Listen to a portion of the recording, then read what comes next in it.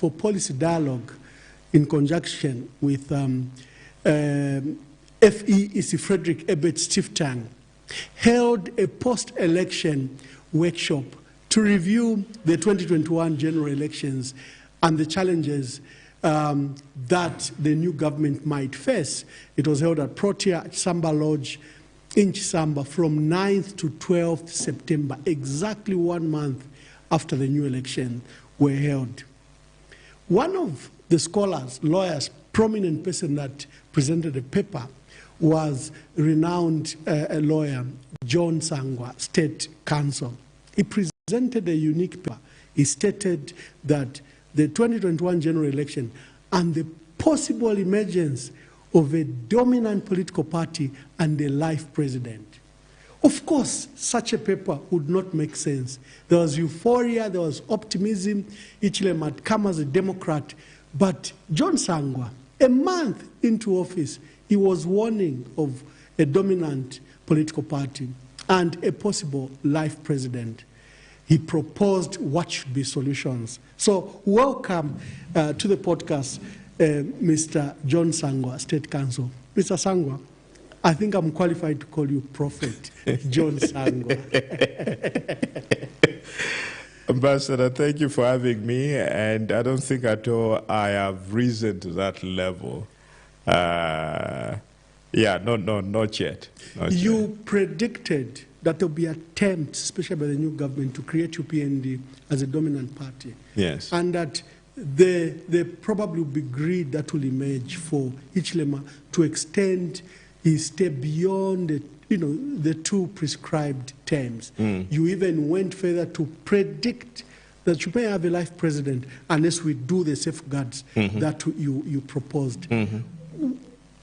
When the entire country was in euphoria and Hichilema presented himself as a Democrat, why did you think that we could have a dominant political party that will blare the multi-party state of our country and then have a president that will have so much greed that he might proceed to be a life president?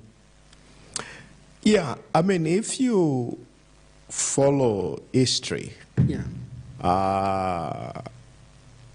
given where we're coming from after 10 years of PF, I think Zambians were somewhat traumatized and they were looking for solutions.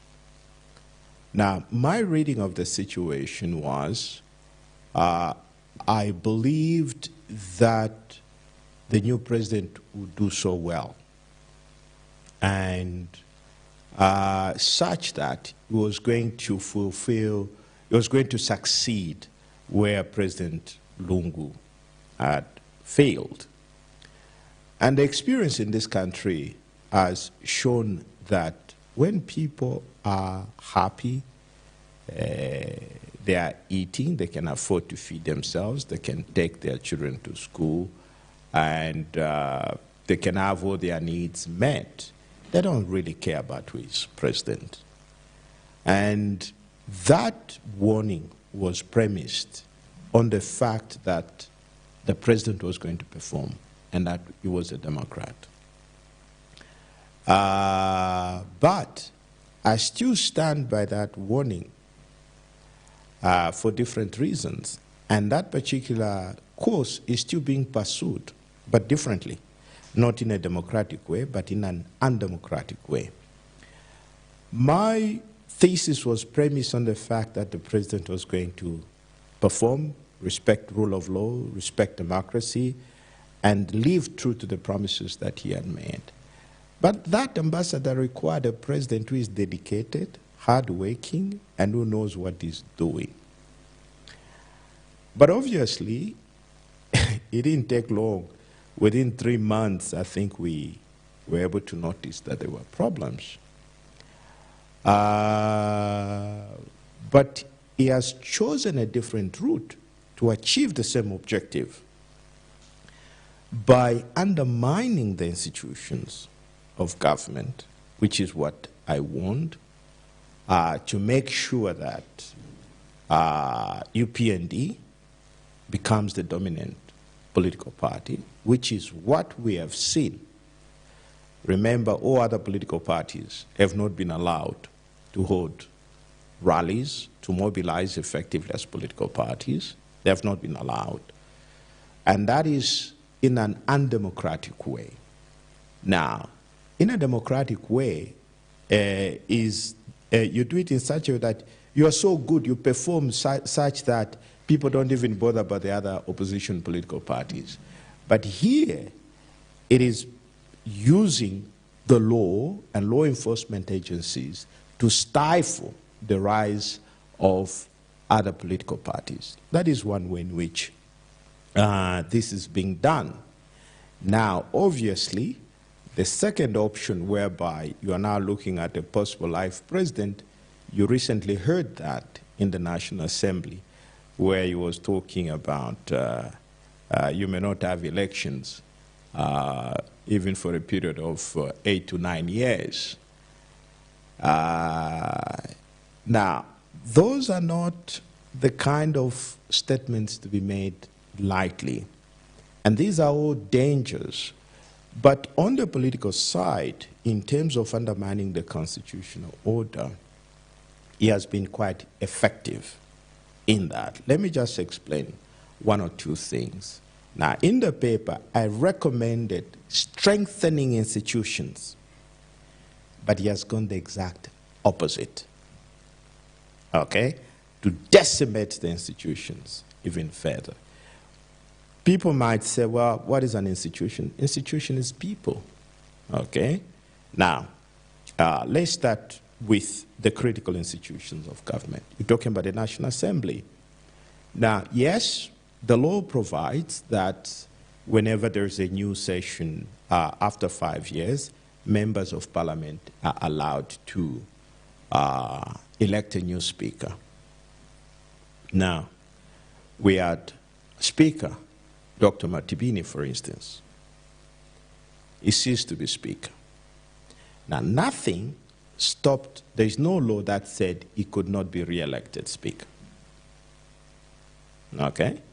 He was removed. Now, one would have expected, for purposes of continuity and to ensure stability in the institution, he ought to have been allowed to continue, but he was removed. The removal is not a problem, but what about the replacement? The replacement is a known UPND member. When you compare the two, Matibini and the current speaker, there's a difference. Matibini was never a cadre. No. Matibini was a judge of the High Court when he was appointed Speaker of the National Assembly. That is one. Now, so you put a critical institution and you put a person that is not independent, but a clearly partisan person, what have you effectively done? You've brought that institution under the control of your political party. We go on. ECZ, another critical institution. What happened? Who do they remove? There was a retired judge. Supreme Court Judge Esau Chulu. Chulu was removed. And who is the replacement? Another known party loyalist. Now, the choice of these people determines the agenda of the appointing authority. For example, there would have been absolutely nothing wrong in allowing Judge Chulu to continue as chairperson of the ECZ, because that ensures the credibility of the institution, that ensures the independence of the institution. But even if you decide to choose to replace him, at least replace him with a person that is known to be completely non-partisan.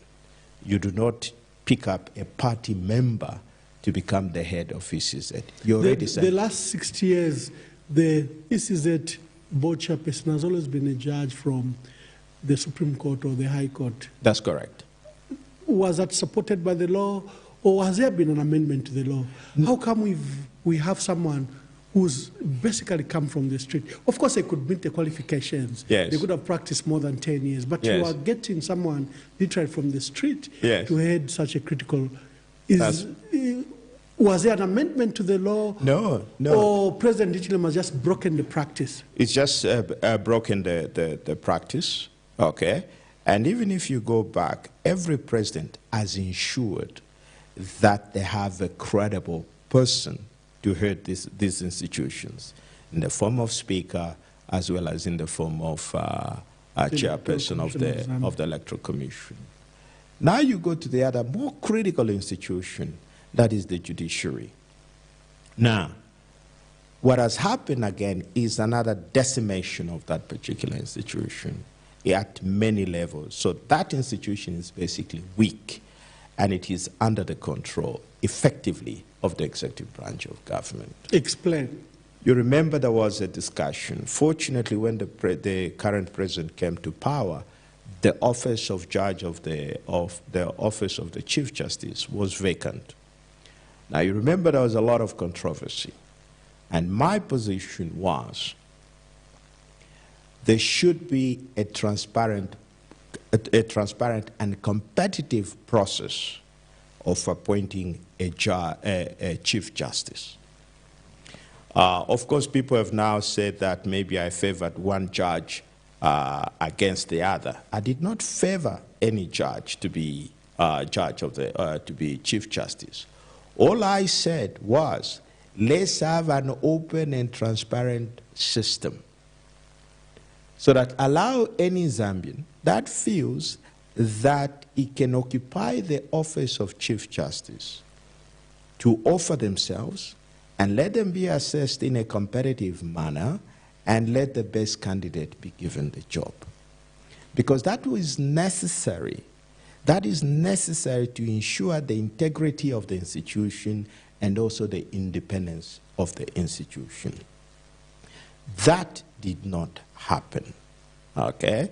So your independence as a person is dependent upon how you are selected, okay? How you are selected is critical to ensure how your independence.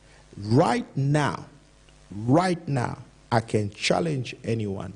There is no single judge in this country that can claim to have been appointed on merit. There is a clearly laid down procedure of how to appoint judges. Are we not following that process? No, we're not. Because you see, appointing a judge is like induction in a secret society. Okay, because first of all, nobody knows how these judges are identified. And that is why I was saying, let there be a transparent system where you advertise, people are openly interviewed, okay, and you even have a score sheet. You scored this, therefore we're making you a judge. That process is a cleansing process so that somebody can now claim to say, I was appointed on merit. Right now, there is no single judge in this country that can claim to have been appointed on merit. And that undermines the independence of the institution, the independence of individual judges, and the independence of the entire institution. So although these judges, although the Chief Justice could be qualified to hold that position, because they were not subjected to a competitive process, and they were not, like you are saying, they were appointed like they are being appointed to a secret society, where we just saw the names announced by the president and, they were pushed for ratification with Parliament. So, because the process has undermined the outcome. That's correct. Yeah, that is correct. That is why in most progressive societies, those processes are open and transparent, okay? Because if you challenge any judge, you say, fine, how did you get yourself appointed, okay? Because who did you compete against for you to claim that you were appointed on merit? Nobody can answer that question, okay? So the whole process is dark and what was required. And that is why I fought so hard to make sure that we put a new system in place to ensure that judges are appointed on merit. Obviously, they fought it, and then there was some terrible, weak excuse to say, well, you needed to pass a law and so forth. An enabling law. An enabling law. I mean, that was completely false. You didn't need to do that because this is simply an administrative process that could have been put in place. Dr. Mwamba Malila was appointed, we saw optimism from you. Yes. After he delivered his inaugural speech, I think the high values that he espoused in the speech, that's right, elated you. You Yes. thought, maybe, let me There give is him a hope. chance. Yes. Despite failing the process, let me support him. And there was a public statement you issued. Yes. But clearly, like you are stating, the judiciary is far worse. Yes. It is. Unfortunately, I mean, that statement was really energizing, but it's one thing to make all these lofty statements, but the reality is totally different. But there is another way in which also the judiciary has been undermined, in the sense that, you see, the evolution, the judiciary has evolved. If you check the Constitution, we started by providing in the Constitution that the judiciary shall be independent administratively. Then in 2016, when we amended the Constitution, we went further and said the judiciary shall be financially independent. Okay? Because the point is that administrative independence means nothing if you have no financial, you have no money to run to run the judiciary. Now, that financial autonomy has not been realized. I was even forced to take a case to court to compel the executive branch of government to put in place measures to ensure that the judiciary is financially independent. There was a judgment which directed that such measures be put in place, and none of those measures have ever been put in place. When you say they should be financially independent, what do you mean? What it means is that the current system is that literally judges are beggars. The judiciary begs for money from the executive branch of government. Financial independence meant that the judiciary should have its own budget, receive its own funds, and be able to manage its own fund.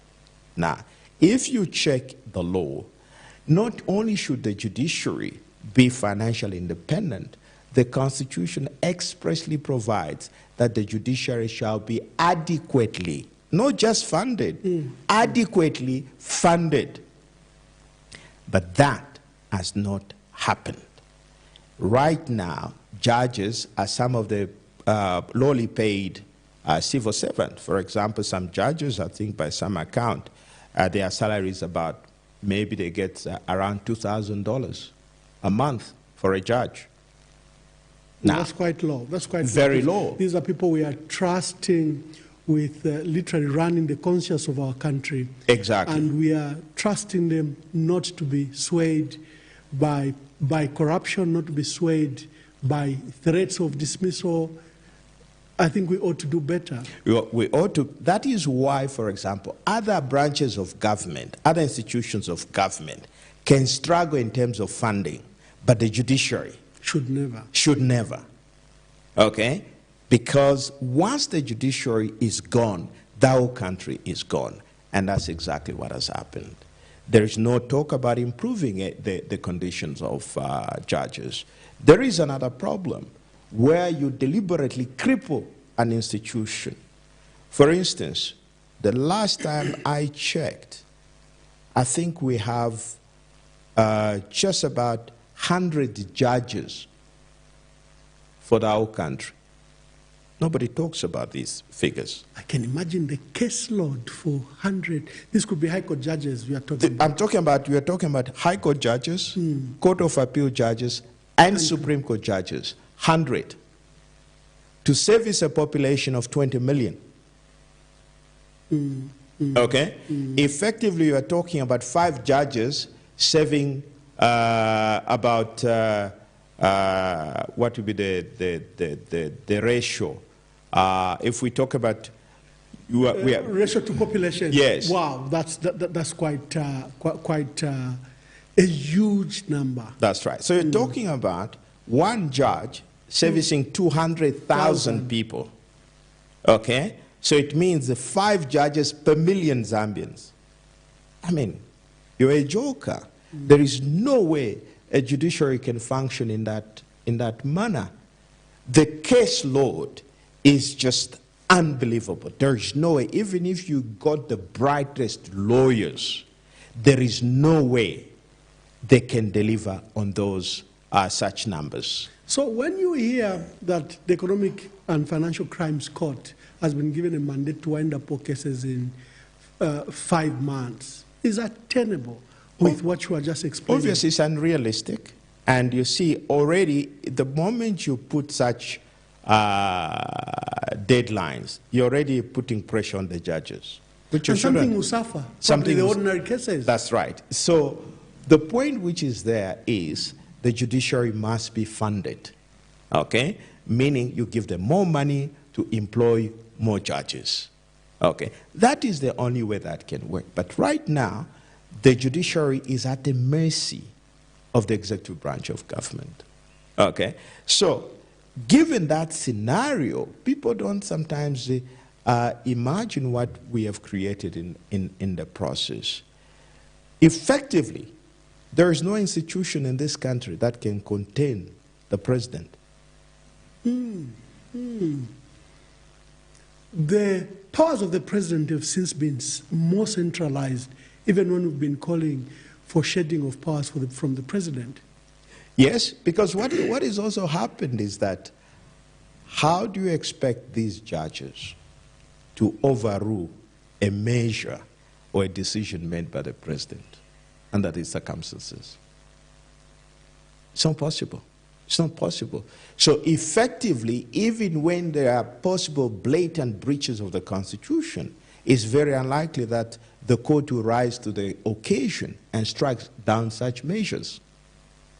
That is how much we have decimated the institutions, okay? And that is why the president can do things in a manner which is where he knows very well he cannot be controlled. He will not be held accountable. These are the problems that we have created.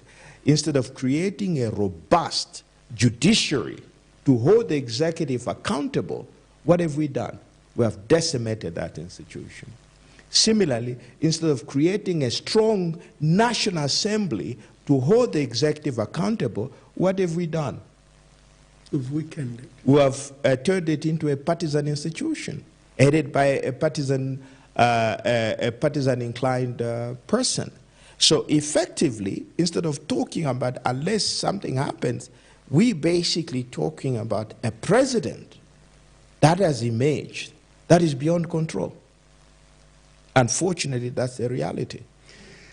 You know, during the amendment of the 2016 Constitution, the civil society, learning from South Africa, pushed the position of the public protector, the ombudsperson, and the public protector has since been provided for in our Constitution.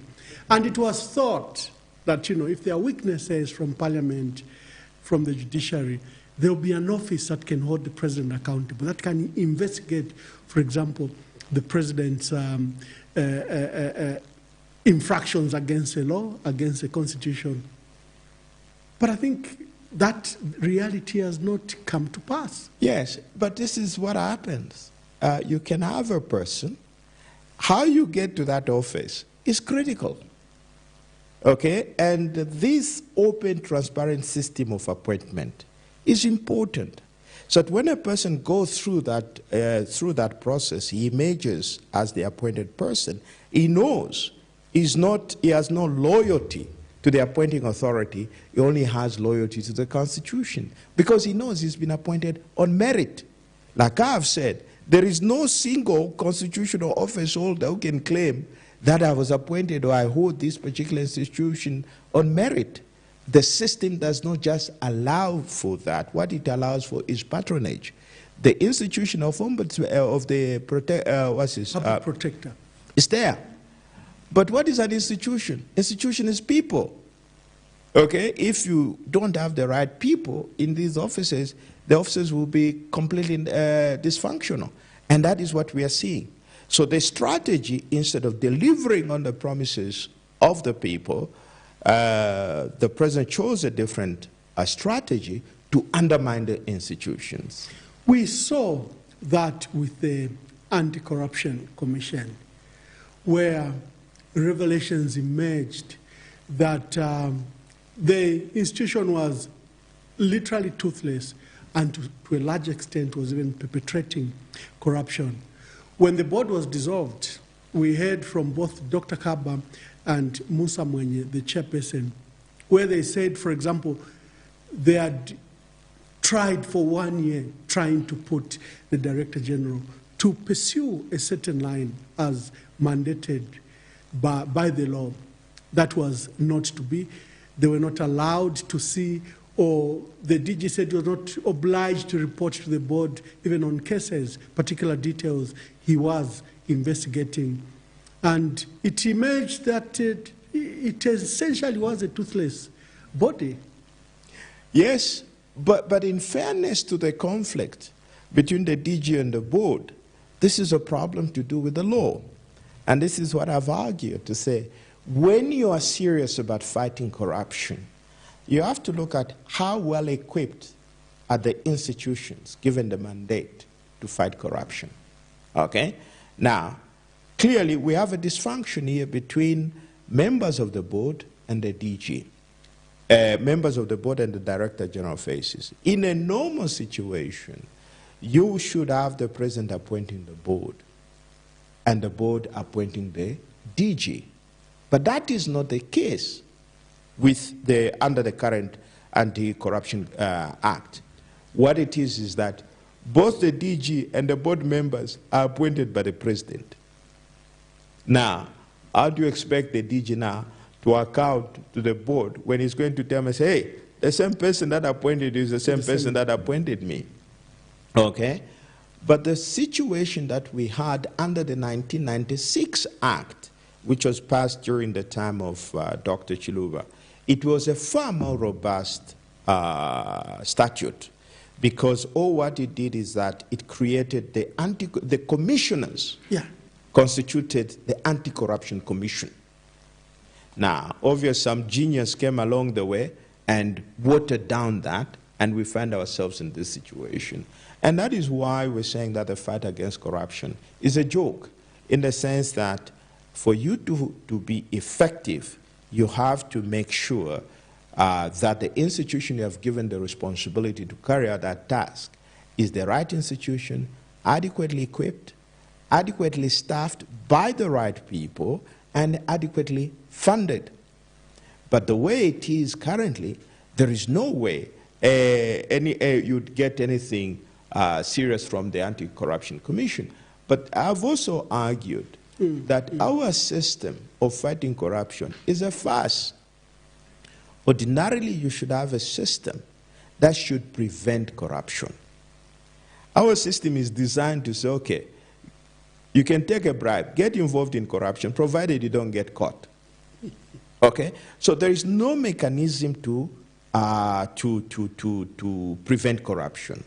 And I've argued that one of the things we could have done is to pick up a leaf, pick up the experience that we had under UNIP, where there was a leadership code.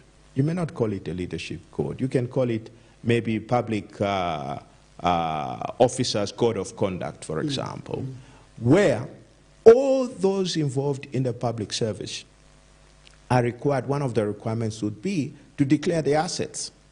Everyone. Everyone.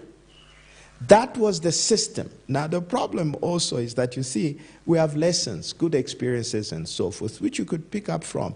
But unfortunately, because there is really no desire to fight corruption, we just give lip service to it. Okay? One of the things that is under the leadership code, for example, was it affected everybody. People that were working for government or government-related institutions. So if you are working for a parastatal body, You are working for the central government. You are working for local government. You are working for a statutory body. As long as you are in receipt of funds from the government, purse, yes, from the public purse, you are required to declare your assets. Okay? In addition to that, people that were working in these institutions were not allowed to have other sources of emoluments. Okay? So if you think the money you're getting from your employer is not enough, go in the private sector. But you cannot hold a public office and at the same time be running a cantember. That already created a problem. Okay? Now, the accounting process was not just to you. It was extended to your wife. Okay? Now, there was also a system in place to make sure that people that thought, I don't think our ambassador's lifestyle is consistent with his income, they would report you. They would create a tribunal to where you would appear and account for the money, for whatever you have, to show that, so that they can investigate, establish that whatever you have is not, the source is not illegal or you are not using your. So we are the system. Now, if any president is serious about fighting corruption, those are the things that ought to have changed. Now, I mean, people have talked about some presidents having been a corruption fighter and so forth. But he never changed the institutional framework.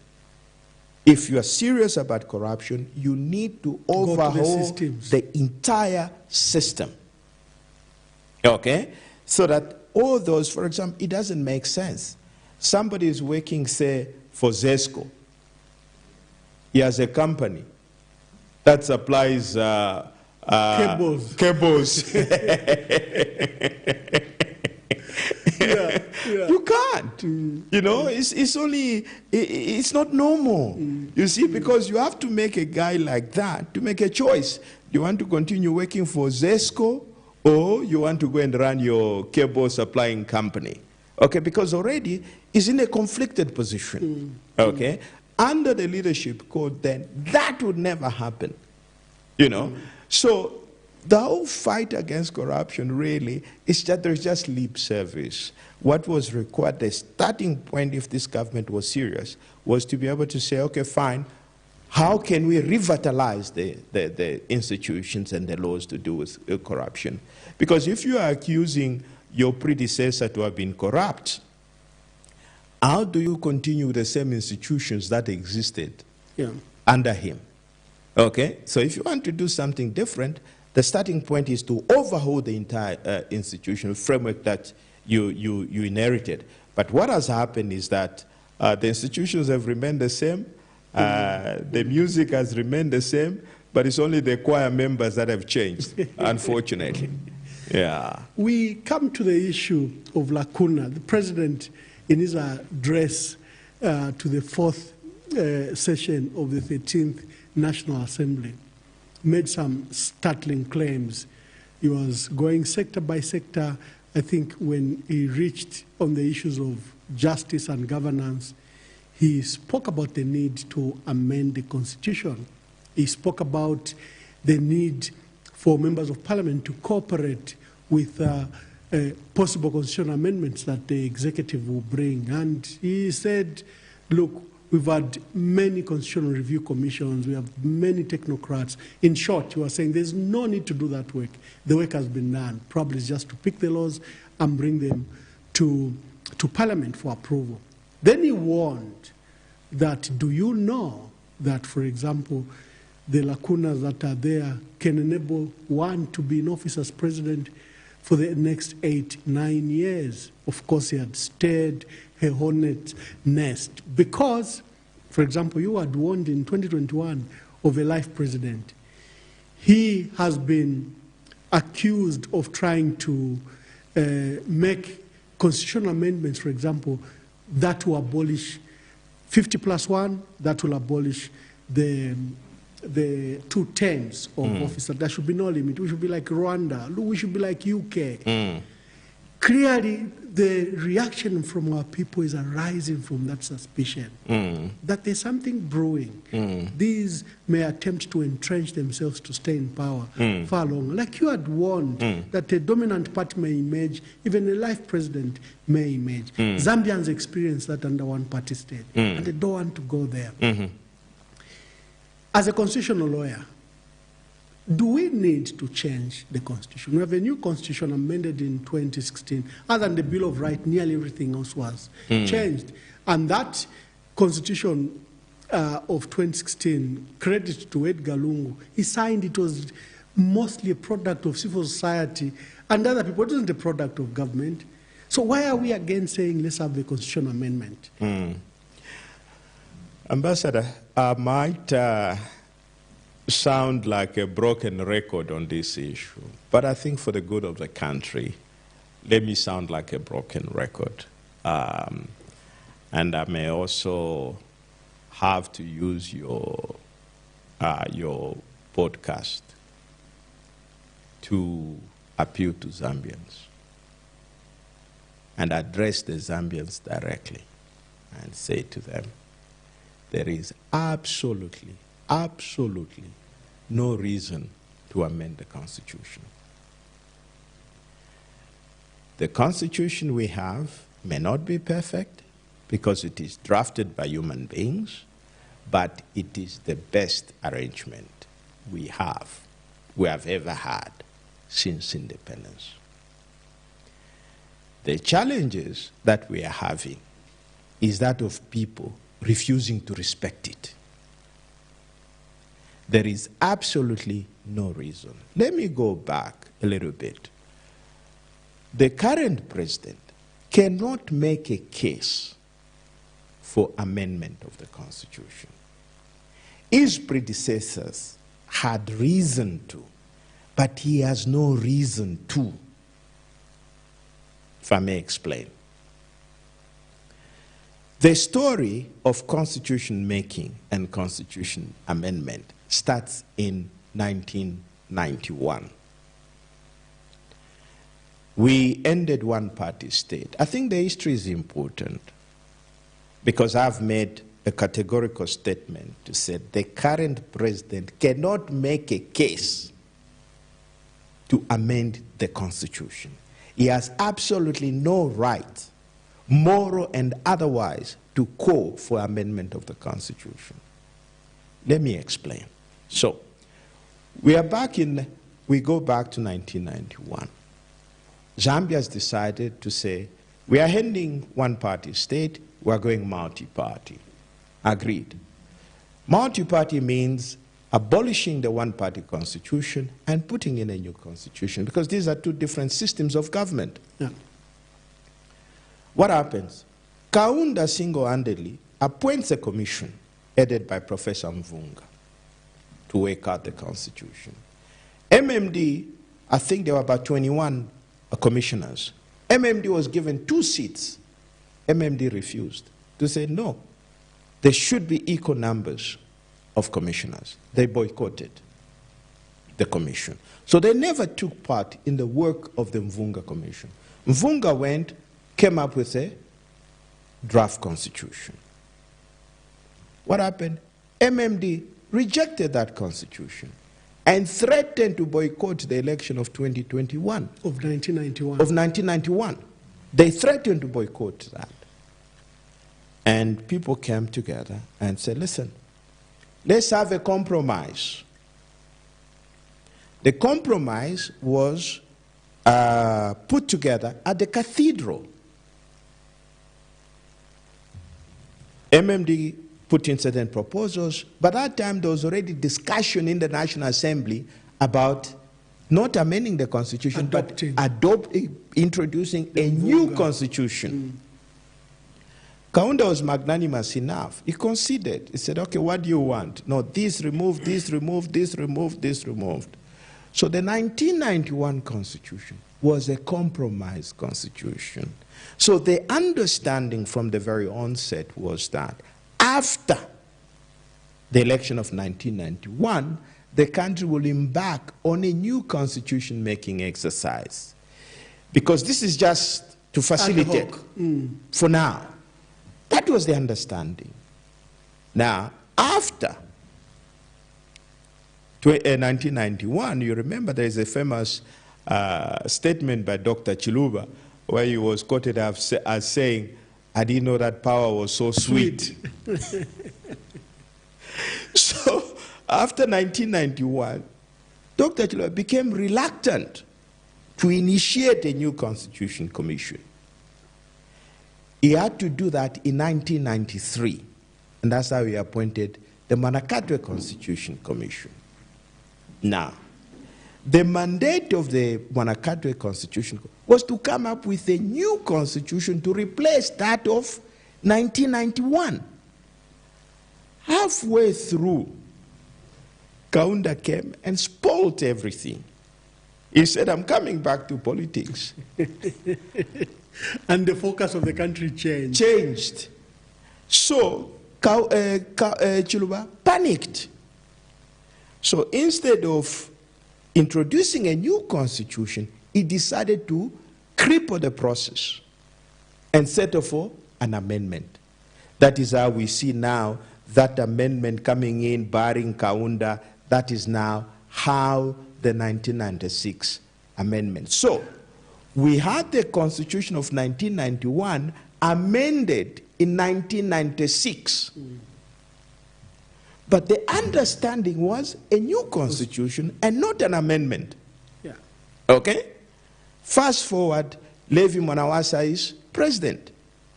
He says, "Hey, remember that issue. We didn't finish that exercise. We ended up with an amendment. We still need, that amendment is not good enough. We need a new constitution, as was the understanding in 1991. President Mwanawasa appoints the Mwamba Commission. Willa Mwamba. And then they came up, did their work, and then the recommendation of the Mwamba Commission was that we take the draft constitution to the Constituent Assembly for adoption. So there was a debate between the Constituent Assembly and the Constitutional Conference. So Mwanawasa ended up settling for a Constitutional Conference. That went on, but unfortunately, he died. So when he died, Arabi took over. That process was botched. It ended there. When President Sata came up, he said, "Hey, there is still this unfinished business." President Sata said, "I don't need a commission. I just need a technical committee to put together everything, because there's already enough material. This is just incomplete work." Now, the technical committee went, did its work, and for the record, Ambassador, the work of the committee involved the highest participation of people than at any other time in the history of constitution making. They had discussions, because what the committee did was they started by preparing a draft constitution based on the previous experiences. Now, this draft constitution was taken to district level. All the districts, people were put together, they discussed. The recommendations of the district went to the province. From province, it went now to the national gathering. And then from there, they now came up with a final draft. Now, unfortunately, President Sata died. That process was not complete. Then President Lungu comes up. In 2016, the Constitution was an election issue, where the current president was promising to say, "Vote for me, I'll introduce a new constitution." President Lungu says, "You know what, he's promising, me, I will do it." But they were all agreed that we need to amend the Constitution so that the 2016 Constitution, 2016 election is undertaken under a system which required 50+1. Because before that, it was first past the post. So there was consensus between UPND and PF on that particular issue. Now, how do you achieve that? That is how they said, let's split the process into two. We amend the non-contentious issues, and then the Bill of Rights, we link it to the election through a referendum. That process was a product of agreement between PF and UPND.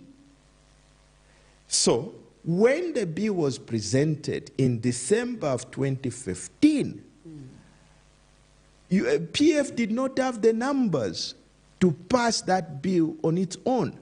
It required the involvement of UPND members. If you check the debates of December 2015, it's a very long record of proceedings. Yeah. I think they went late into the night. So they went through all those clauses. In fact, even the issues that the president is currently talking about, all those issues were discussed. The original draft, for instance, provided that the president should appoint cabinet ministers from outside parliament. Yeah. Both UPND and PF rejected that.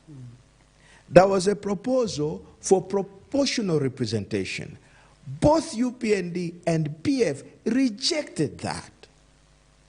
So what came out, which President Lungu signed in 2016, 5th January 2016, was a bipartisan product.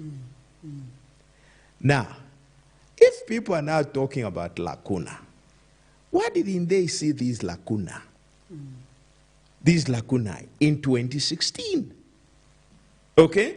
Now, so the process was complete. So we went to a referendum. UPND voted against, campaigned against the referendum. Okay? And in the process, that referendum to bring about the Bill of Rights, a new Bill of, was defeated. That was people's choice. So the whole process was complete. So we had the Constitution amended, and we had the Bill of Rights, which came from 1990, which went to a referendum. So we had the Bill of Rights of 1991. So both UPND and PF agreed. So the Constitution, we don't have a Constitution of 2016. We still have the Constitution of 1991 as amended in 1996 and as amended in 2016. Now, that amendment was a bipartisan product. Now, if you have taken part in the process, you birthed something, how do you turn around and say, there are lacunas there? How? That is why I'm saying this president cannot make a case for the amendment of the Constitution. Neither can PF make a case for amendment of the Constitution, because this was something that they agreed upon. So we shouldn't be talking about amending the Constitution. The 2016 amended Constitution, I think, stands scandalized because the PF, through Bill 10, said there were lacunas and there were inadequacies in this new Constitution. Let's amend the Constitution, hence Bill 10, to amend those identified clauses. You were among people that spoke against that amendment. UPND were among political parties that campaigned against Ambassador, we worked together. Yeah. Okay? We worked together to defeat Bill 10. And my argument was very simple. Okay? And I said, you know what? Allow this document to breathe. Let's test it. It is too early to begin to change. Now, remember, we made an amendment in 1996. It took us 20 years to revisit it in 2016. Okay? So we changed it 20 years later. And I said, listen, let's allow this instrument. Okay? But when you look at Bill 10, the intention was really, I think people woke up and realized how much power they had actually ceded. How much powers of the president they had actually ceded through that particular amendment of 2016. And if you look at the entire Bill 10, it was designed to reverse and restore the situation before 2016. And we fought against that. We said, no, there is no problem with this particular instrument. And that is why I agreed to come and speak to you about this, in the sense that just like we opposed the amendment of the Constitution by PF through Bill 10, which was published in 2019, we must equally hold UPND to the same standard. We cannot allow the amendment of the Constitution, okay, because UPND opposed it, okay? Now, there was no reason then to amend the Constitution, and there is no reason now to amend the Constitution. Just like I worked closely with UPND to defeat Bill 10, Ambassador, I would like to work closely with PF members to make sure that the requisite number of votes are not secured in the National Assembly, so that no Constitution is amended. Our biggest problem is not the Constitution. What we should be talking about is, how do we educate our people on the Constitution? Government has never undertaken any civic education to educate the people on their own Constitution. That is what we should be talking about. And if this government is serious, by the way, do you know that certain provisions have never been actualized? For example, there is a requirement to pass an act of parliament to regulate funding of political parties. That is the law we should be talking about, not amending the Constitution. Let's pass that law. There are many other laws, other provisions that are still remain in abeyance. Yeah. At the last, one of the things that we talked about, for example, was how do we make sure that the mines, the minerals that are being extracted in certain areas, how do we pass a law to make sure that the people in those areas actually benefit from those? Those are the issues we should be talking about, but not an amendment. The PF, in its push for Bill 10, identified what they said were lacuna. All of a sudden, that's a song that has been adopted by President Hakainde Hichilema and the UPND. Yeah. In 1 week alone, we had Thabo Kawana, the PS, defend the position of the president and say, no, we have lacuna in the Constitution. We had his minister, Cornelius Mwetwa, speak to the same. We had Elisha Matambo, the provincial minister for Copper Belt, also said, no, the president was right. There are lacunas, there are these loopholes in the Constitution that may make bad governance. Then the Minister of Justice, Princess Kasune, also came on board and said the president was right. There are the lacunas. I've seen isolated papers, including one from Dr. O'Brien Kaba, who says, yes, an election can be cancelled. But I think election can be cancelled indefinitely to 8 years. Are there lacunas in the Constitution? Ambassador, you see, lacuna is a legacy of the PF. That these guys can't even come up with their own case. They are trying to play a tired idea that was rejected. Now, first of all, Ambassador, nobody is in favor of bad governance. We want the country to run properly. Now, if these people, the president and his ministers, were sincere and serious, do you know the first order of business they should have done? Come up with a white paper. A white paper is a properly researched document where they will make a case, okay? Not prepared by cadres, but proper functionaries, experts who understand these issues. With the white paper, it is now circulated to the people. Because it's lack of seriousness to casually say, oh, we need to amend the Constitution.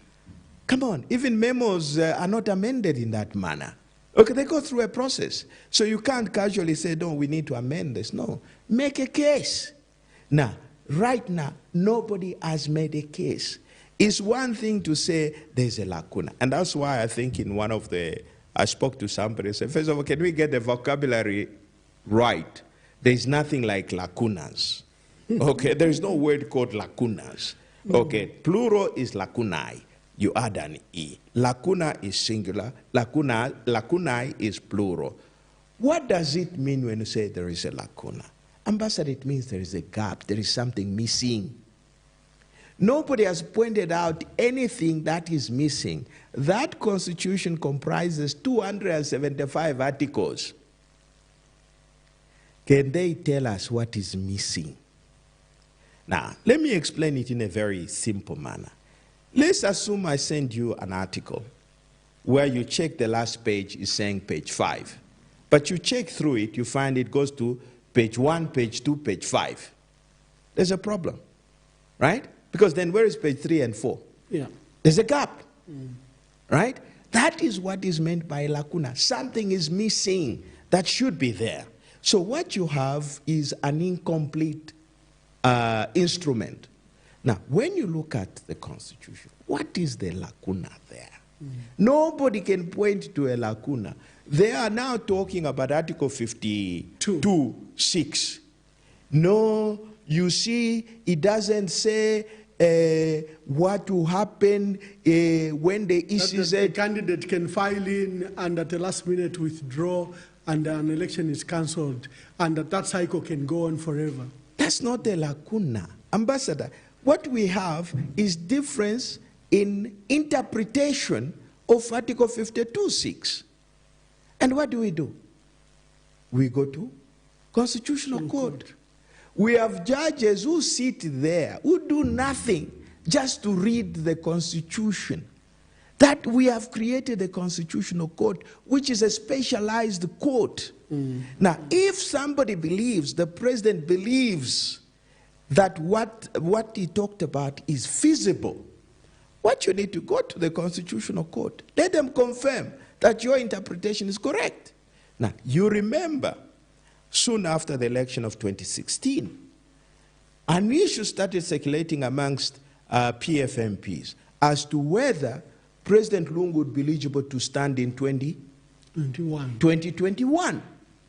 What did they do? Dan Pule went to court asking the Constitutional Court, can you interpret? Okay? That's what you do. But you can't say there is a lacuna just because there's a provision you don't understand. Okay?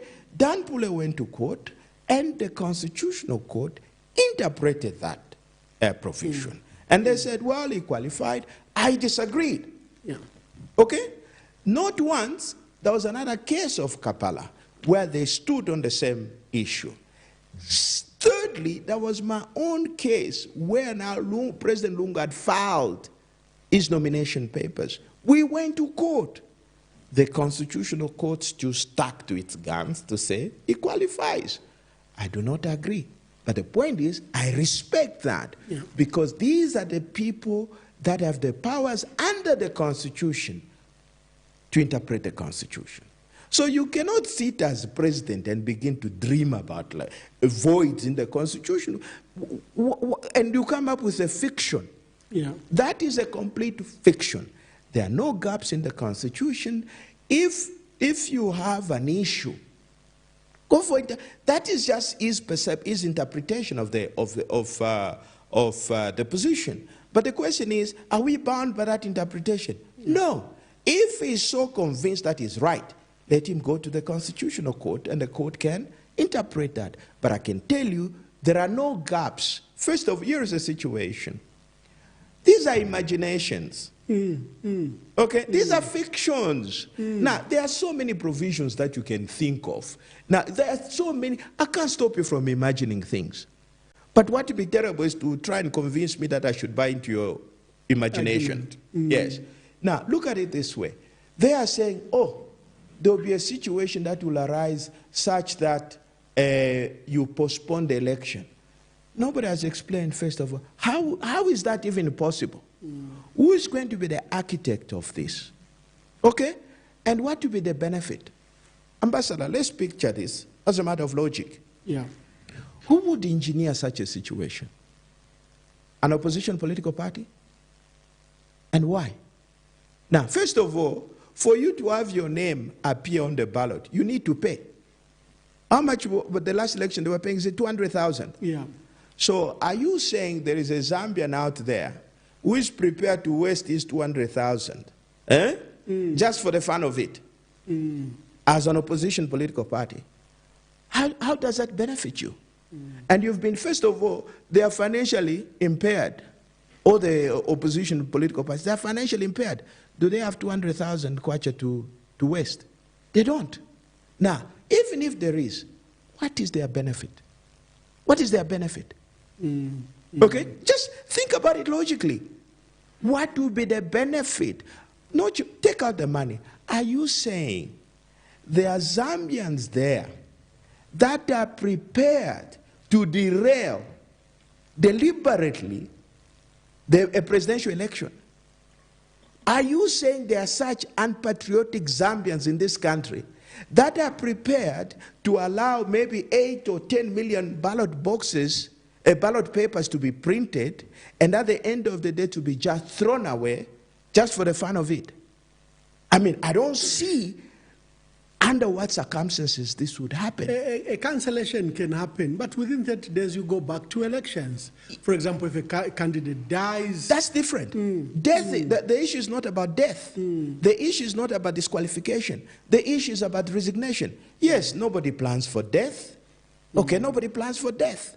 That is a cost that the Republic can absorb because nobody plans to die. Yeah. Now, again, when you're talking about disqualification, nobody wants to be disqualified. The disqualification is the job of another body, which is the court.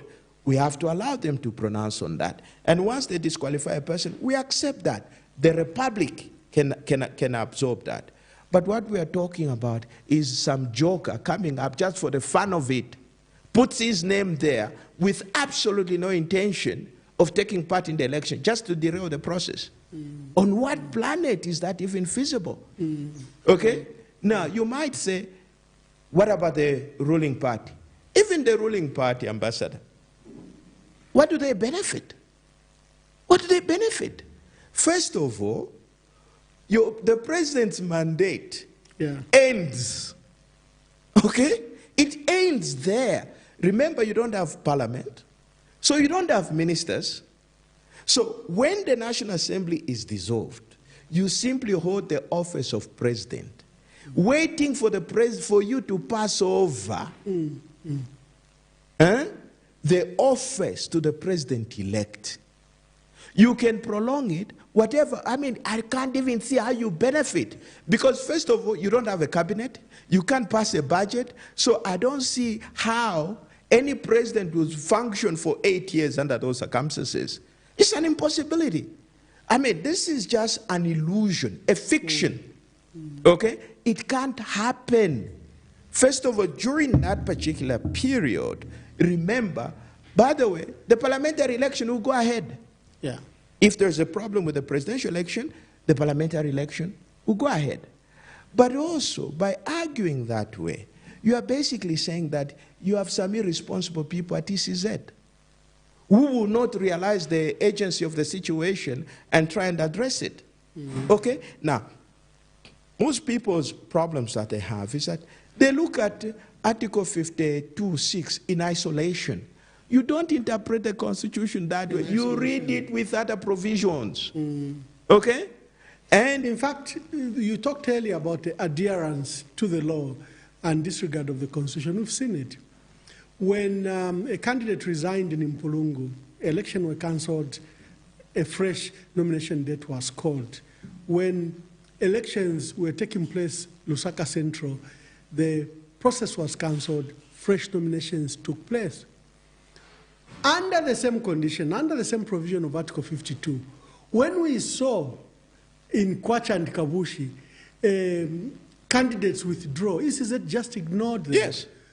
And proceeded with the election. Recently, in Kawambwa and Mpika, where you had these ward elections, again, ECZ ignored the constitution provision. Candidates withdrew from the race, wrote letters, and Chinsadi, they just ignored it and proceeded with the law. So even the sacredness they're talking about of the Constitution and its adherence is hypocrisy, because they choose when to adhere to it and they choose when to ignore it. That's right. Yeah. But in addition to that, Ambassador, if that problem becomes prevalent, you are basically suggesting that we will sit here and do nothing. Okay? If we know that a presidential candidate has done that deliberately, nothing stops me from going to court, to the Constitutional Court, to say, no, Constitutional Court, can you revoke, can you undo this resignation? It's not a genuine one. Okay? I can challenge that resignation so that the court will say, no, hang on, we can adjudicate on this. What are your legitimate reasons for resigning? What do you want to resign? Now, if there is no if there is no genuine reason, what happens? It will be rejected and the election will go ahead with that person's face on the ballot. So you are arguing as though this Article 52(6) is a standalone article. It's not.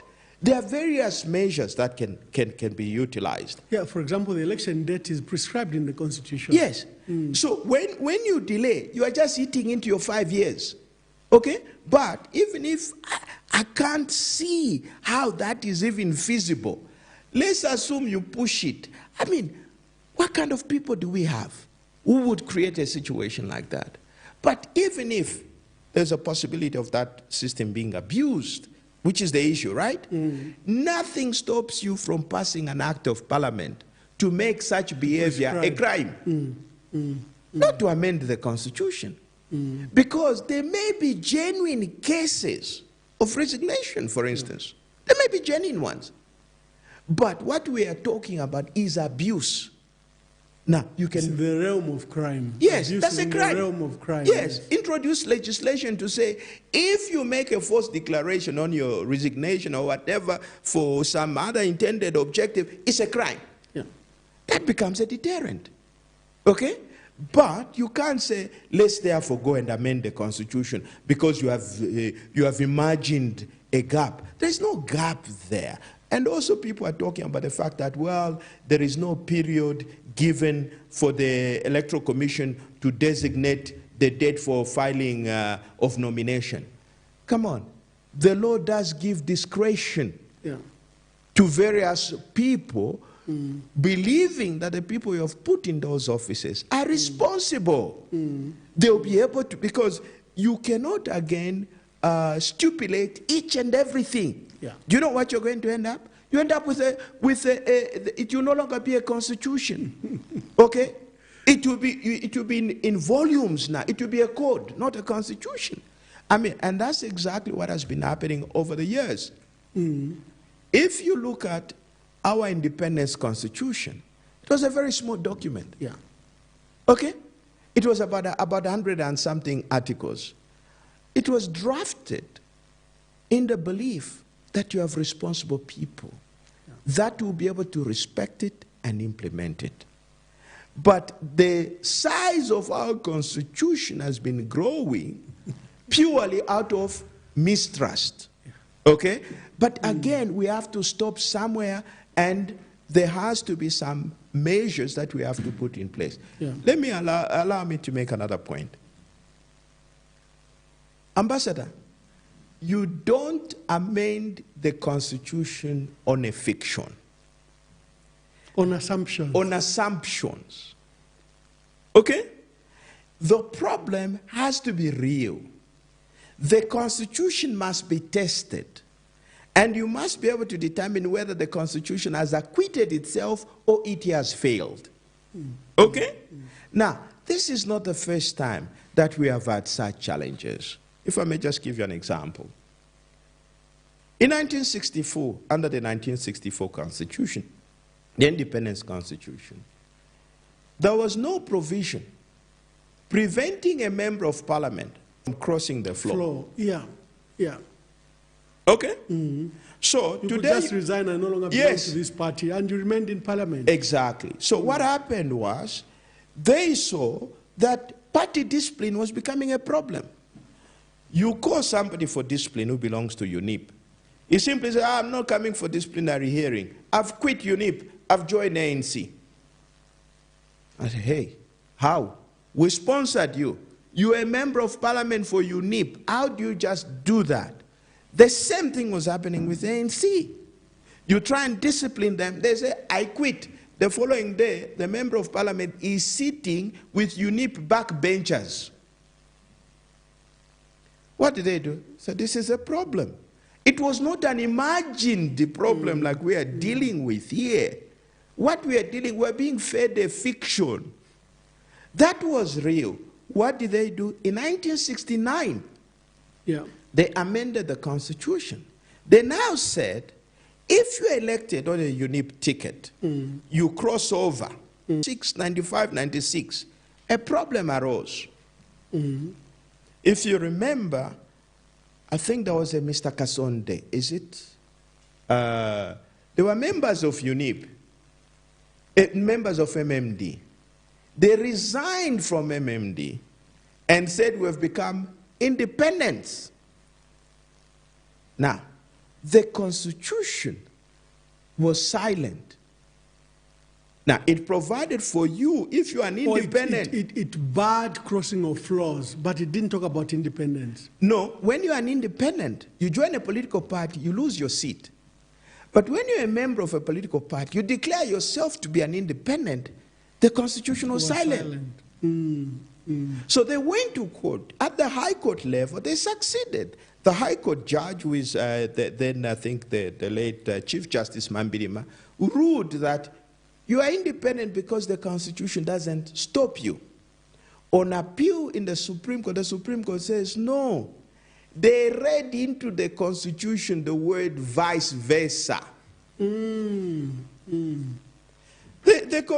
Supreme Court couldn't just lift its hands to say, sorry, we're going to entertain this chaos. No. The Constitutional Court, the Supreme Court came and said, no. Just like when you're an independent, you join a political party, you lose your seat. Similarly, when you are a member of a political party, you declare yourself to be an independent, you must also lose your seat. When we had the chance to amend the Constitution in 1996, that anomaly was corrected. That is how you build the Constitution. Maybe the last example I can give you is in 2001, 2002, when President Chiluba's immunity was removed. Okay? We went to court. We said, listen, you have only heard one side of the story. And you proceeded to lift his immunity. Lift the immunity. You members of the National Assembly, you only heard allegations from the president. But you didn't give the victim the opportunity to give his side of the story. Okay? But the outcome was that, well, there is no provision in which to hear a non-member when these allegations are made. So what happened? We realized that an injustice had been occasioned to Dr. Chiluba. So in 2016, that is why we have an elaborate system of removal of immunity of the former president. That provision is born out of the Chiluba's experience.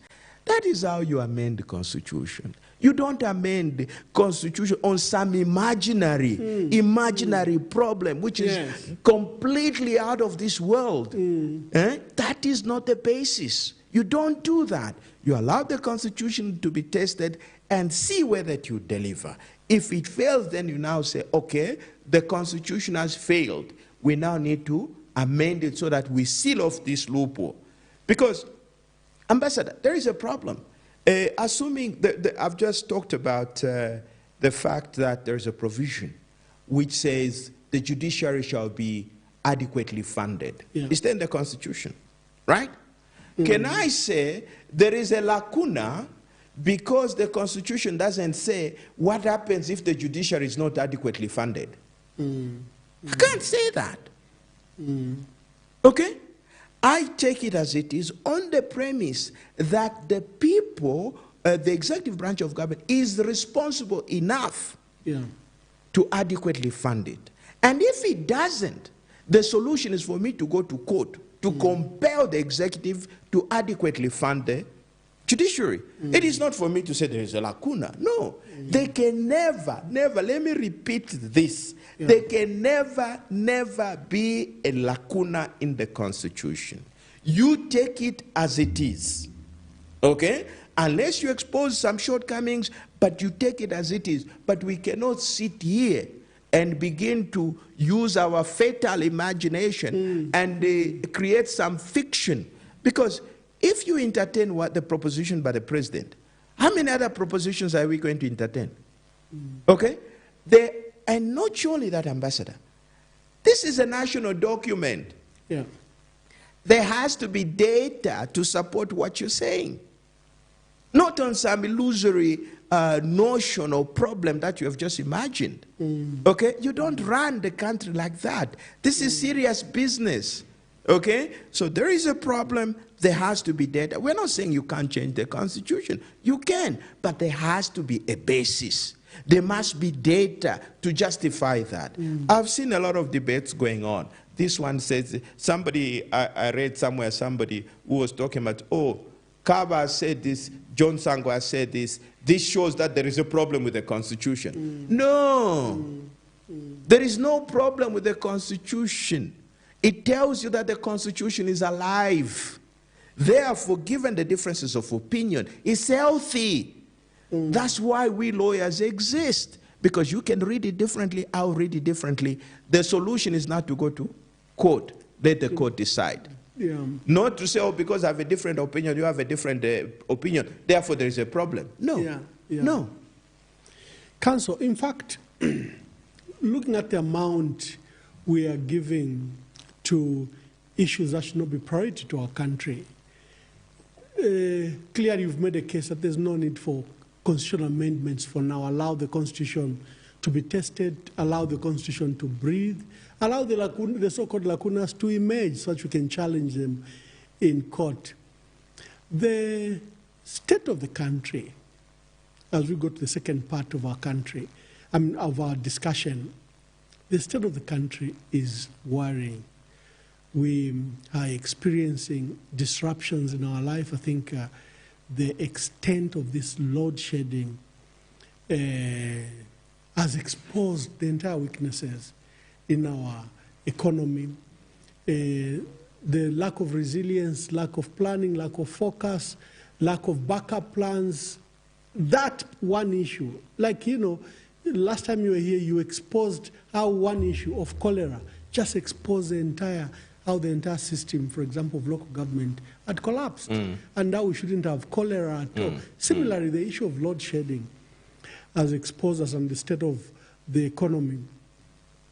The president, for me, what worries me is that the president has proposed with new solutions using the crisis. He says we need to unbundle ZESCO, take transmission and distribution lines away from ZESCO, is allowed open access, and we now hear already people are importing power using the open access ZESCO imports, and then they evacuate the power to the mines and they're making millions.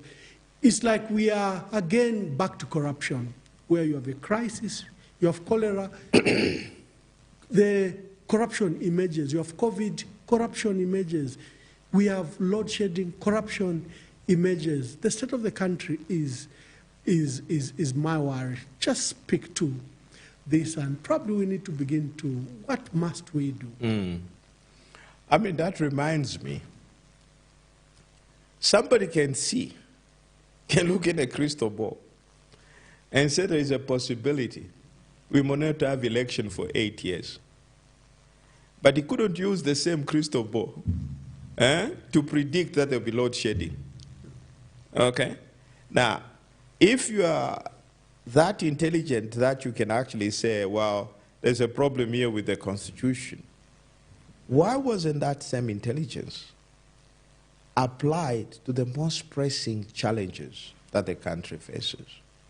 Now, Ambassador, what you have talked about is a worrying scenario, and obviously people say, I'm not an economist, therefore I may not be able to talk about these things. But the beauty with the law, it deals with governance. Yeah. There is nothing that you can do which is outside the law.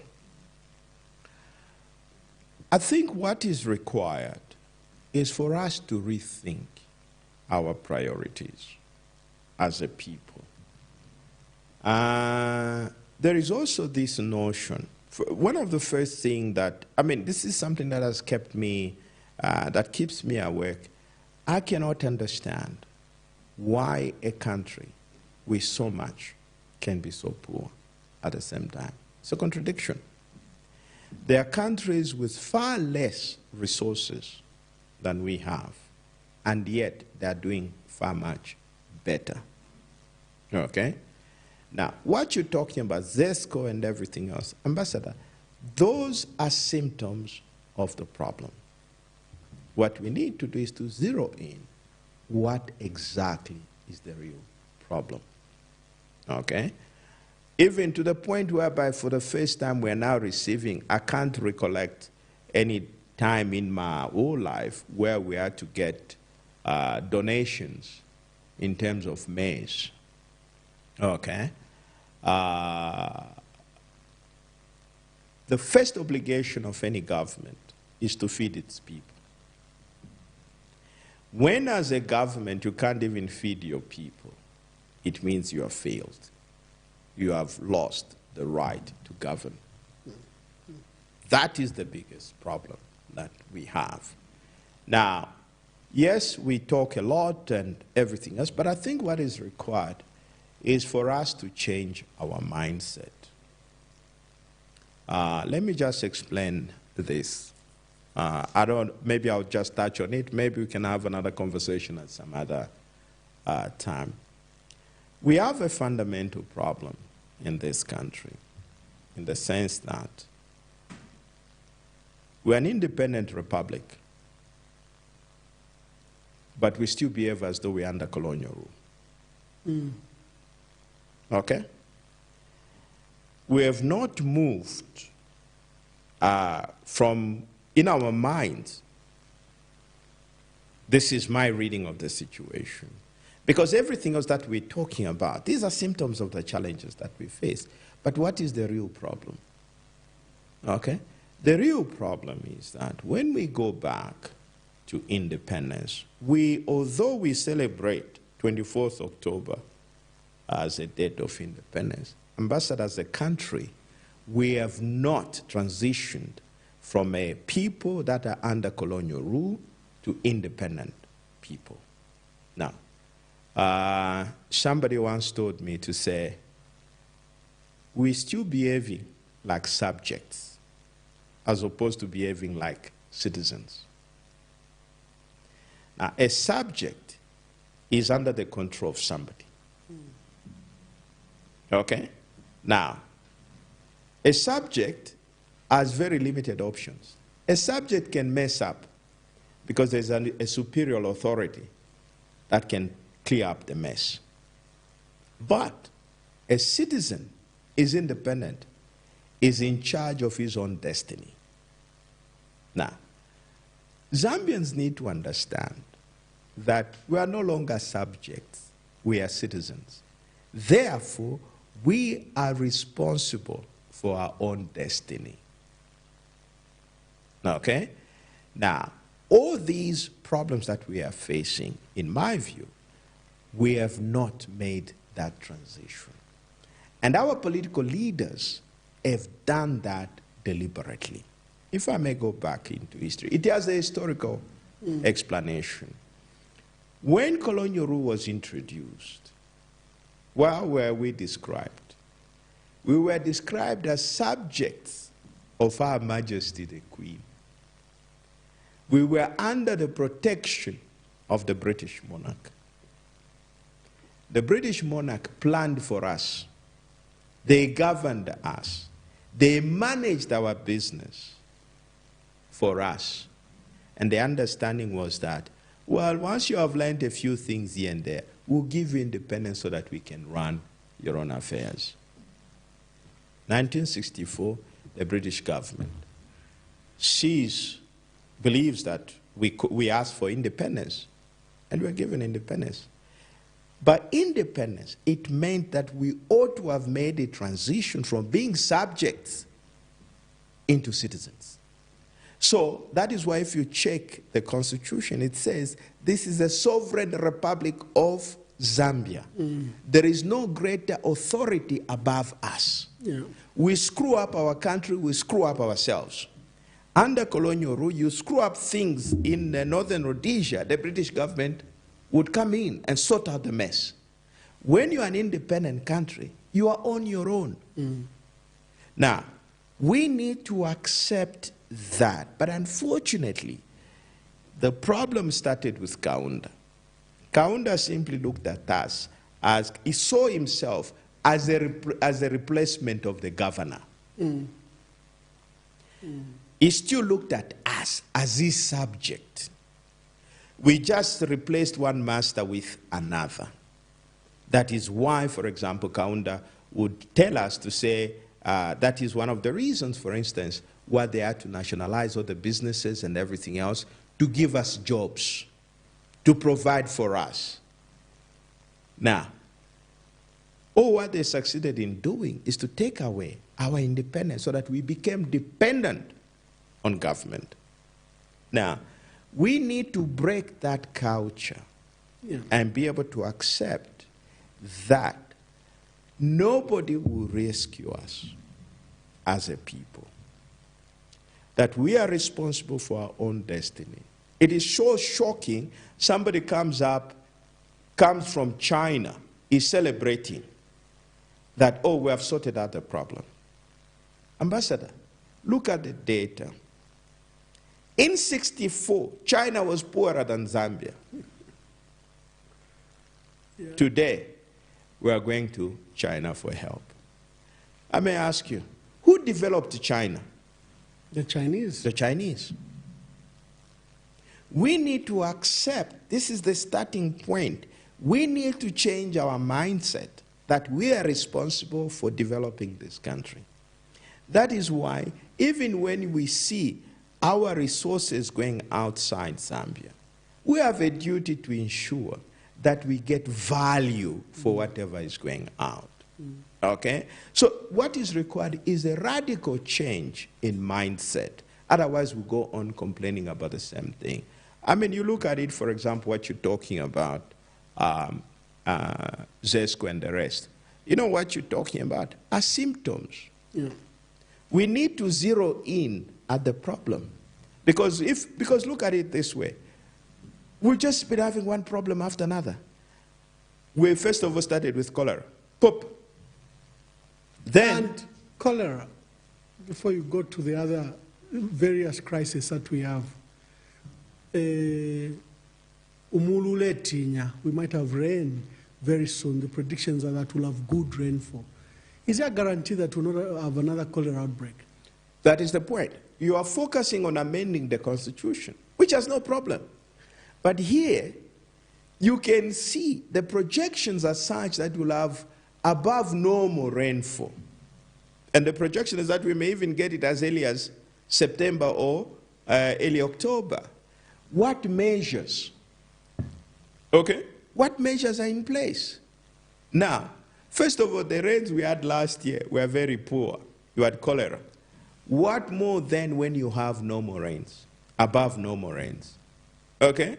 Now, even when we're talking about the load shedding we're facing, Ambassador, everybody knows, if you go back to Kariba, for example, which is the main source of power, there is data which has been generated over all these years. It was quite fascinating to say there is even data telling you the rate of evaporation of the water from the lake. Now, we should have known these things. Technology is so advanced that you can actually foretell, you can even project 5 years ahead. But they only have ability to foresee lack of election, but they can't foresee the possibility of there no being rains 5 years from now. But all these things with the advancement of science, they were all predictable. Okay? And even when we are talking about selling the maize, we knew that there would be El Nino. It was known Even a year before, it was known that we are going to have poor rainfall. Okay? Now, this is a lack of planning and everything else. But the question is, why is there lack of planning? Now, it goes back to the issues that we're talking about. I think it's a conversation we need to have at a national level to try and say, we can't go on this way. 60 years of independence is too long a period for a country to remain poor. We need a radical change in terms of the direction of this country. You know, we have so much. We cannot explain why we should be having these kind of challenges. Now we're talking about electricity, what, 3 hours a day or 4 hours? Some areas, they even go for days without electricity. How can a country function? And how can you say you grow the economy without electricity? That is all fiction, okay? But there are fundamental issues that we should be talking about. And the last thing we should be talking about is constitution amendment, Ambassador. These are the issues we should be talking about, not a fiction or some imagined problem to do with the Constitution. The Constitution is solid as it is. All what we have to do is to find a way to actualize some of the provisions. Teach our people so that they understand the Constitution. In your paper that we started with, one of the measures you had called for was for an active citizenry, because you feared that a dominant party will emerge, and you also called for a strong opposition to rise so that it then could provide checks and balances. What appears to have emerged is a tyranny, dictatorship, and the dominant political party trying to literally decimate the opposition. And the citizens have been cowed into fear with, for example, the Cybersecurity and Cyber Crimes Act. The president is actually even proposing, one of the things he talked about Parliament is this issue, how he's going to control social media. And he says a new law is coming. It will ensure that we can track and trace you. So the citizens are under this cloud of fear. The opposition is in disarray. The president and his party appear to be the only one standing. What should we do? Yeah, I warned that. I warned that in 2021. Okay, but what they are trying to achieve the same goal through illegal means. Okay, through illegal means. Now, and you see, I mean, I'll give you an example. Botswana, for example, they have had the same political party since 1966, since independence, the Botswana Democratic Party. But Botswana does have democratic elections as scheduled. Why? Credible. Credible elections. Why? Because the government delivers. And as long as the government delivers, people don't see any reason to change. Now, I was hoping that this government would deliver. And then once they delivered, there'll be no need to change. But they know they have absolutely no capacity to deliver.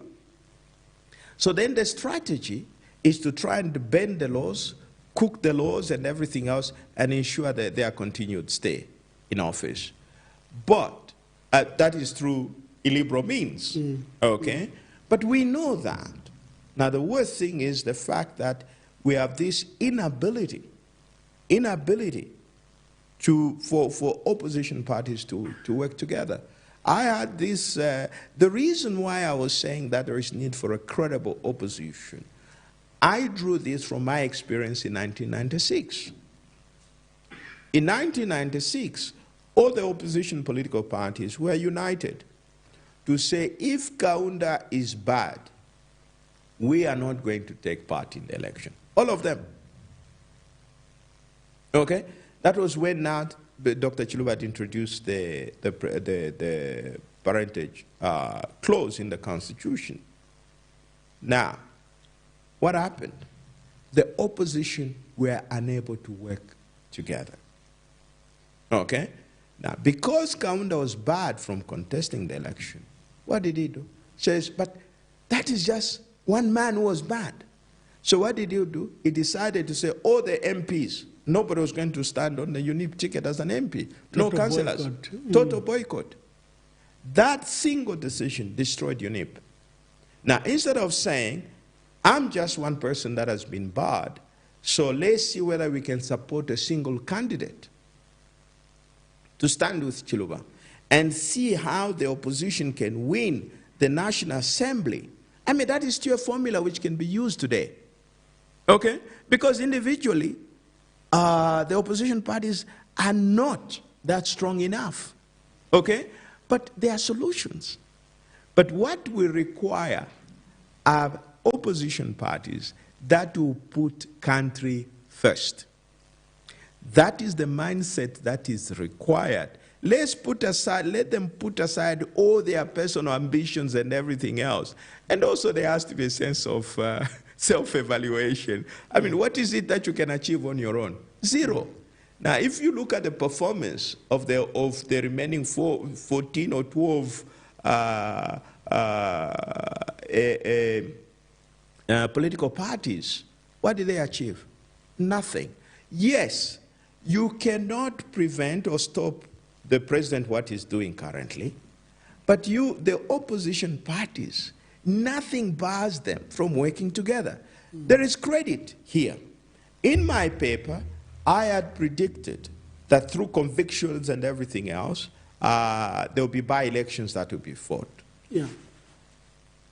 But this is the beauty of the Constitution. PF is intact. Why is it intact? Because of the Constitution. Okay? Previously, if you remember the experience with Mwanawasa went to Parliament with a simple majority. He didn't even have, I don't think I'd even had a simple, with a very low number of MPs. What did he do? He started poaching from UPND, forcing by-elections. And it happened. Now, under the current Constitution, you can't have that. Because there is no incentive for me to resign from PF. Because when I resign, I won't contest.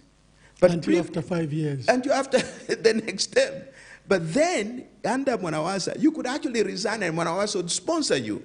You win and you become MMD. Now, that is how robust the Constitution is.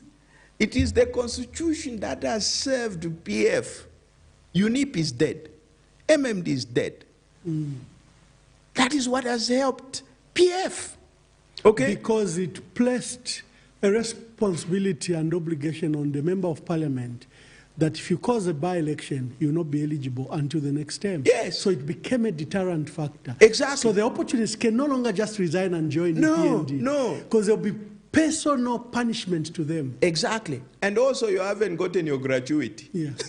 In the meantime, you have a VX that I don't know whether they still get VXs. Yes, they do. Yes. So how do you pay for that? So there is no incentive. So even when you're an independent, there is no reason for you to join a political party and cause a by-election because you lose your seat and you won't be able to contest. That is how you amend coming back to the issue of the Constitution, because you see a problem and you address it by amending the Constitution. So it is there. It is up to the opposition political parties to put aside their personal interest and put the country first. We can't stop President Ichilem, whatever is doing, is clearly determined to make sure that whatever happens, he wins the 2026 election. Whether he's delivered on his promises or not, is determined. Whether he's going to do it legally or illegally, it does not matter. Because right now, people don't see this. He's already rigged the system. The system is already rigged. But now, the opposition parties must be smart enough. How do you undo this? Okay?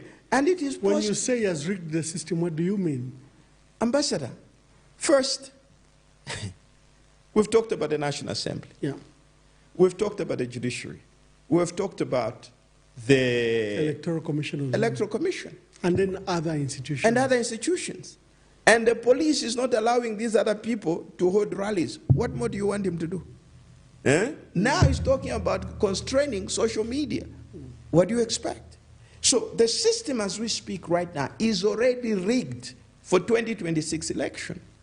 So it is up to those in the opposition to have a realistic assessment of themselves. Can I, on my own, win? And if you can win, what's the basis of that belief? What's the basis of that conviction? If you can't, then put country first and be able to join forces with the others and then be able to offer competition. That is the only solution I see. But again, Ambassador, the sad part is you hear people talk about, okay, HH has failed, you have to remove it. Okay, it's failed. What is your solution? Nobody's talking about alternative policies. Yeah. What is the alternative? Yes. First of all, we have to understand, I've argued this before, let's not celebrate about the fact that HH has failed. We must understand first, why has he failed? Right? So that come 2026, those that are planning that hope to dislodge him, they will avoid the mistakes he's made. Okay? But I can tell you one reason is that he walked into that place without a plan. You don't formulate a plan in State House. You walk into State House with a plan, which you implement from day one. Okay? So, yes, he's looking out for himself, and you can't blame him. But the opposition parties should also be able, somebody is not looking out for the people. Yeah.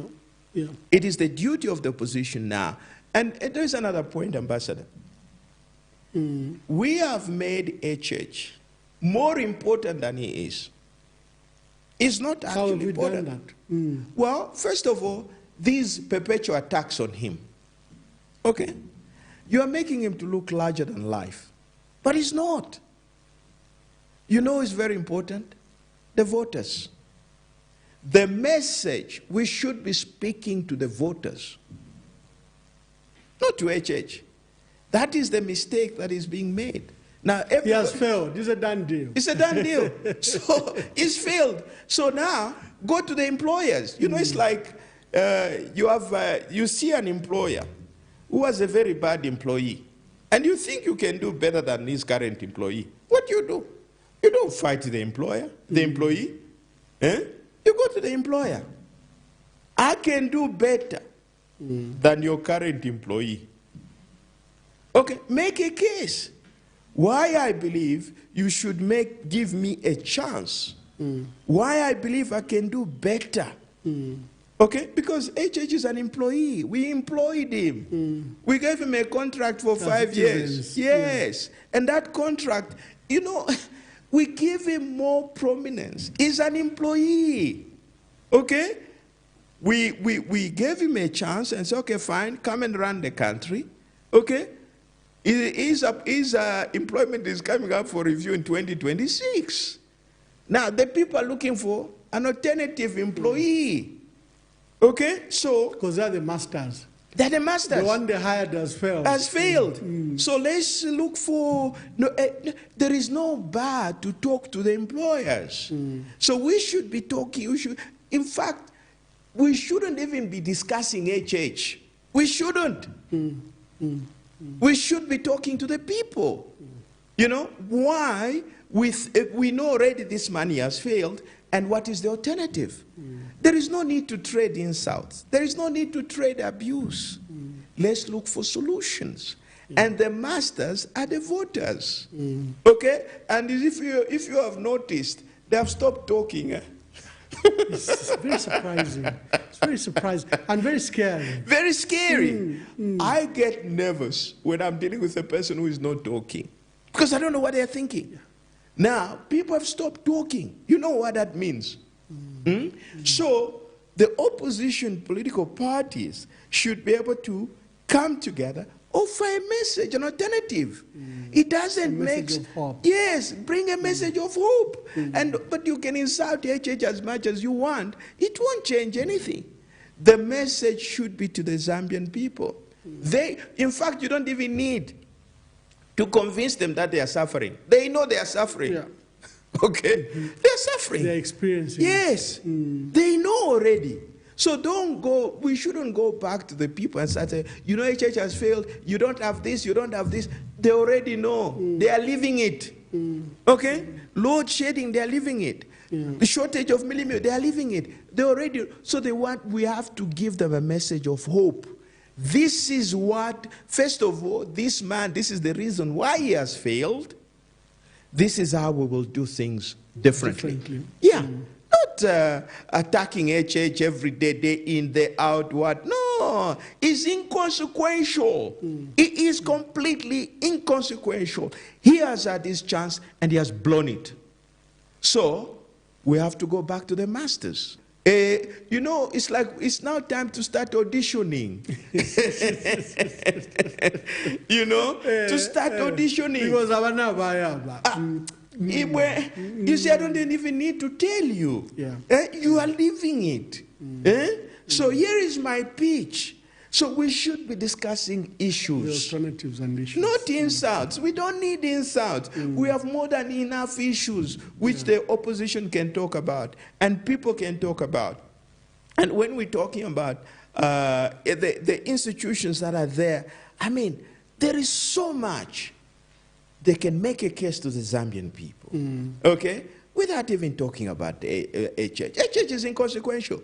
It's irrelevant, okay, because his tenure is there. He will try and cook here and there, whatever happens, but once the masters have decided, no amount of cooking can save you.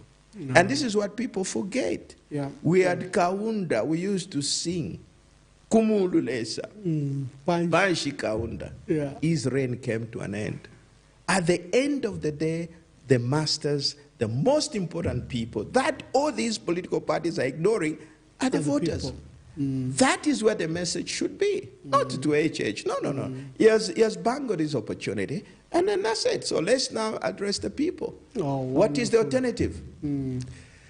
Honorable John Sangwa, it's always a pleasure to invite you. I'm glad that you came and resolved the issues of the Constitution, and the message was very clear. It's not a priority, and we have to allow it to test it. The lacunas are probably margined, as you've demonstrated.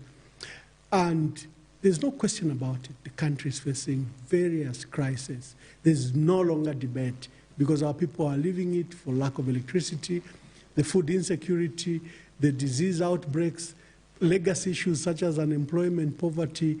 On top, I think the issue now should be, like you are saying, message of hope. What do we do? I think Zambians, I'll ask Honorable John Sangwa to give his last remarks, and you and me must answer that question. What must we do? We know what the problem is. You know the person you gave a job has failed. What must we do? What are your last words, State Council? Well, I'd love to remain optimistic. You know, I always say this, that if Zambia was a company,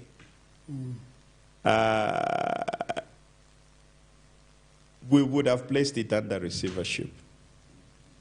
Even under liquidation? No, you cannot liquidate it because its asset base far exceeds its liabilities. Okay. Okay? So you just put a receiver to manage the affairs of this country. But unfortunately, there is no formula to put the country under receivership. So we have no choice as Zambians to continue to remain hopeful, not just to criticize, not just to condemn, but to find solutions. Okay? I would challenge each and every Zambian to be able to say, okay, things are bad. What am I going to do about it? Okay? Now, yes, you elected somebody, he has let you down, but what are you going to do about it?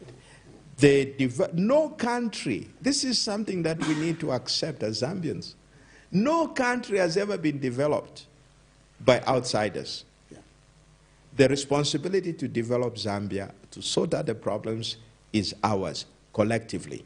And once we put our heads together, there is no solution that we cannot find. There is no challenge that we cannot surmount. We need to stand united and be able to overcome the challenges that we have. Oh, wonderful. Ladies and gentlemen, and to our dear viewers, we may continue, but we understand you are load shedding, your phone is running low, your laptop is running low.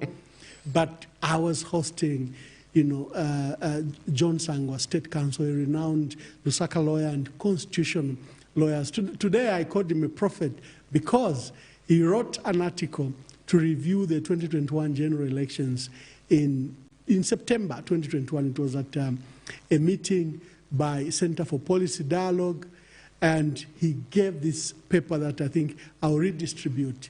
He predicted that there will be a dominant party that will emerge, and even the possibility of a life president. It was in an optimistic way that they will deliver so much that Zambians may not need to change.